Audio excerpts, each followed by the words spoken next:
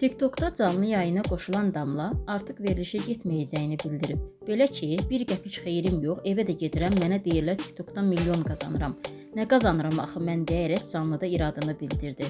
Gəlin videonu izləyək. Bəyənib abunə olmağı unutmayın. İndi verilişi sən getmiyorsun, səni çağırmayacaqlar. Zəng elədilər, getmir. Mənim işim qalıb. Ya Elvin qardaş, mən sana desən. Bir köpək xeyirləri yoxdur. Sən bütün gün vaxtın gedir orada burada.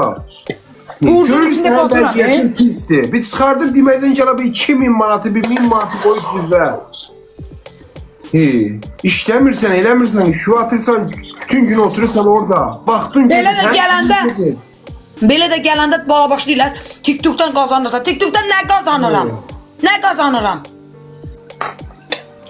Orada bir sən necə, orada YouTube'a verirlər, işitsən mənə Damla. YouTube'a verirlər, baxış gəlir, pul qazanırlar verilişlər.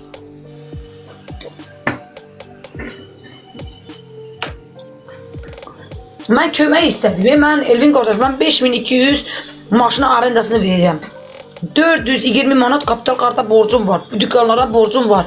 Bu uşaq mən belə Allah xoşqadam xanımın balasını saxladı. Mənim balama dərmanlar, iynələr, paltarlar aldı. Amma mən bütün günümü orada sərf edirəm. Heç bir şey mən belə insanları təhkiri, tənqidi, gündə uyarları fırlanır.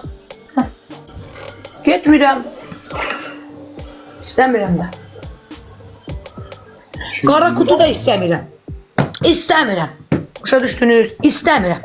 Hadi deyirsiniz ki, çıxart bir də atı damla edən 1000 manat ver damla, sonra denci damla gələ bir ehtiyacları ödə. Ondan sonra geçsin. Bu insan pulu yoxdur, borcu içində boğulur. Maşının kilitli bu yandan gəlir.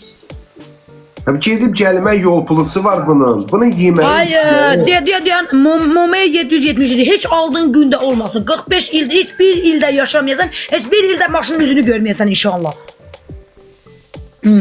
Heç belə o maşının belə həsrətlə, arzun ürəyində qalsın elə. Sən mənim maşınıma göz tikməkdənsə inşallah heç belə balan belə o maşını sürməsini görməsin inşallah. Sən mənim dalımda niyə et kimi hürürsən ki? Get qazal, sən də al da.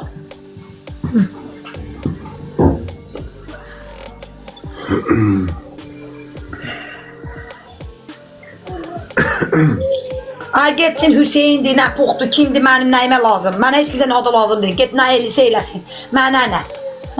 Getsinlər, versinlər Hüseynə ev. Başa düşdü, məndən uzaq dursunlar. Məndən uzaq dursunlar. Uzaq dursunlar.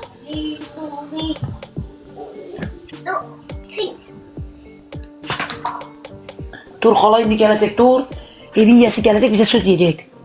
Dur, düz adməli otur. Dağıtma xalanın evini. Qardaş etmə pis sözdür danışma, Nicat. Yaxşı eləyir, əcəb eləyir. Kimin payına nə düşür onu verir. Sənə qalmayıb, ged işinlə məşğul ol. Başa düşdün? Tiryapqalar, pol əskilərsiniz sizi, pol əskilərsiniz.